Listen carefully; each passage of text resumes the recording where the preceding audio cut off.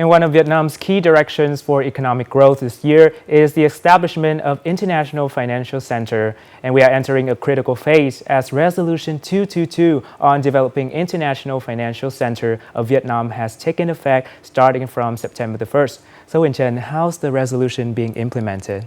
Yes, well, so Nang, we are finally seeing the resolution taking shape. By the end of this year, 2 international financial centers are expected to begin operations in Da Nang and Ho Chi Minh City. Now, Ho Chi Minh City's IFC will focus on banking, asset management, capital markets, fintech and derivatives trading. Well, Da Nang City will specialize in green finance, digital financial services, and control pilot projects in crypto assets.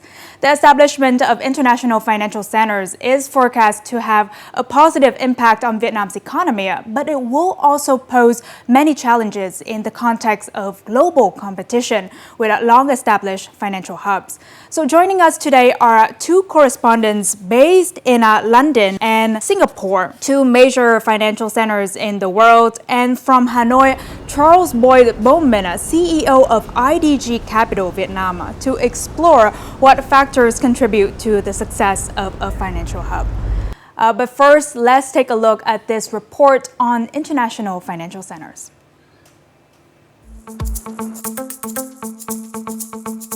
Financial centers bring about benefits to a country's economic development.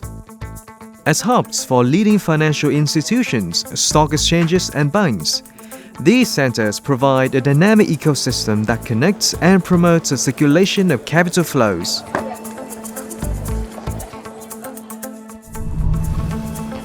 Vietnam has set the goal of establishing 2 international financial centers, one in Ho Chi Minh City and another one in Da Nang.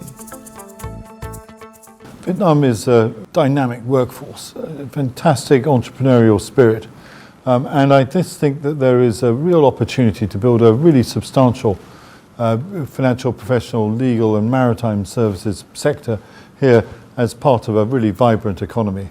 You have all the ingredients here, and I just think a special international financial centre that will bring together all these parts and promote its growth is exactly what the country needs. Now, to gain a deeper insight into the key drivers of an international financial center, we are now turned to our correspondent Minh in London. So Chang, tell us, what helped London stand out in the global race to become a financial hub?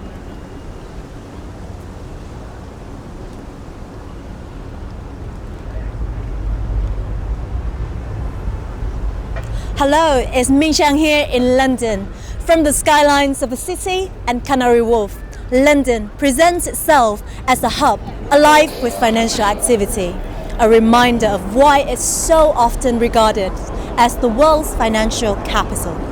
London has long been recognized as one of the world's foremost financial centers, thanks to its unique blend of history, geography, and credibility. Its location between Asia and America allows financial markets to operate seamlessly around the clock, while its deep and liquid capital markets give investors confidence to raise and allocate funds at scale. London's legal system, rooted in English common law, is trusted worldwide for its clarity and predictability, making it a preferred venue for arbitration and cross-border deals. Thank you, Minh Trang. And now from London, we move to Singapore with our correspondent Hiếu Hưng. In your view, what distinguishes Singapore from other cities aspiring to be leading financial hubs?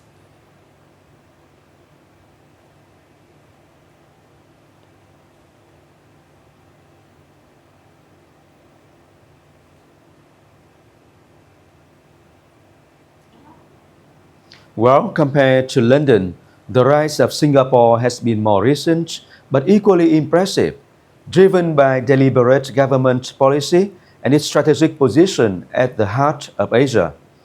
The city-state is known for its clean, efficient and transparent regulatory environment, where the monetary authority of Singapore combines strong oversight with encouragement of innovation. Its world-class infrastructure like ports, airports, and digital networks underpins a thriving business environment that attracts multinational banks investment funds, and fintech startups alike. Yes, thank you, Hieu Hung. And the competition to be a leading financial center is tougher than ever. So the big question is, should the country try to follow in the footsteps of other top financial hubs or focus on carving out its own path? Mr. Charles Boy Bowman, what is your take on this?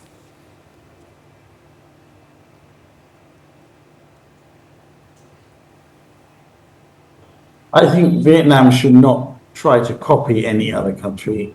It should be looking to compete by creating its own niche, whether in green finance, emerging market investment, or digital banking. I think it would be a mistake to compete by copying another successful regional hub.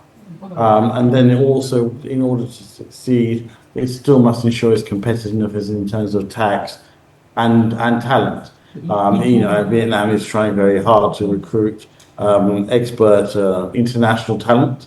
And I think that's also going to be critical in the development of financial centers. Yes, and with the upcoming international financial centers, what impact do you think it will have on Vietnam's economy in the next 10 to 20 years? I think the impact will be transformative. I think the financial center will mobilize more capital into Vietnam. It will also mobilize more capital specifically into infrastructure, into technology and businesses across Vietnam. It will create many jobs, tens of thousands of jobs, but also high value jobs, which again help to transform Vietnam's economy. It will also help to cement Vietnam's role in global supply chains.